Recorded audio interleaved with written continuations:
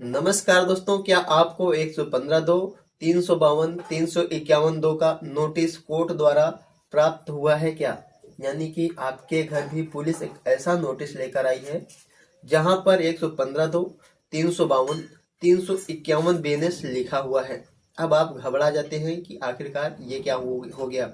या फिर आपके खिलाफ कोई ऐसी एफआईआर लिखी जाती है जहां पर पुलिस एक एफआईआर लिखती है और आपके खिलाफ 115 दो 352 351 दो बीएनएस का एफआईआर पंजीकृत कर लेती है और आपको थाने में बिठा लेती है और तमाम प्रकार से आपको डराती धमकाती। तो आज हम जानने वाले हैं कि आखिरकार ये धारा जो बीएनएस की है, नए सेक्शन है, इनके पुराने सेक्शंस क्या है, मतलब पुरानी जो आईपीसी की धारा है वो क्या है, और इससे आपको क्या जमानत मिलेगी या नहीं मिलेगी, आपको क्या करना होगा, आपके पास कौन कौन से राइट्स हैं। तो दोस्तों, आपको हम बता देते हैं कि अगर आपके खिलाफ भी इस तरह से कोई भी एफआईआर हुआ है या कोर्ट से अगर कोई भी नोटिस इस तरह से सम्मन आया हुआ है कि जिसमें लिखा है 115 दो 352 351 दो बीएनएस, तो दोस्तों सबसे पहले आपको हम बता देते हैं कि इसमें बहुत बड़ा डरने वाला कोई विषय नहीं है कि अगर इस तरह का कोई सम्मन आपके पास आता है तो आपको बहुत ज्यादा डर जाना है कि आप जेल चले जाएंगे,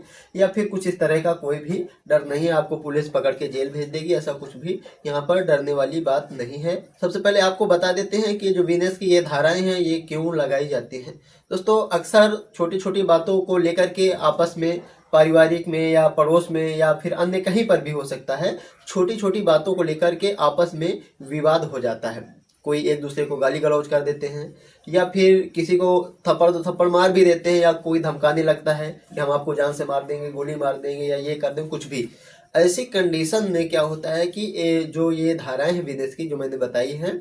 इन धाराओं के अंतर्गत जो है एफआईआर पुलिस पंजीकृत कर लेती है, या फिर कोर्ट में डायरेक्टली जा करके वहां पर परिवाद के रूप में भी इस तरह से आपके खिलाफ कंप्लेंट दर्ज कराई जा सकती है। तो मेरे कहने का मतलब कि अगर कोई भी व्यक्ति किसी को गाली देता है या मारपीट कर देता है या धमकी देता है, तो ऐसी कंडीशन में उसके खिलाफ 115 दो 352 351 दो के अंतर्गत, बीएनएस के अंतर्गत एफआईआर पंजीकृत हो जाती है।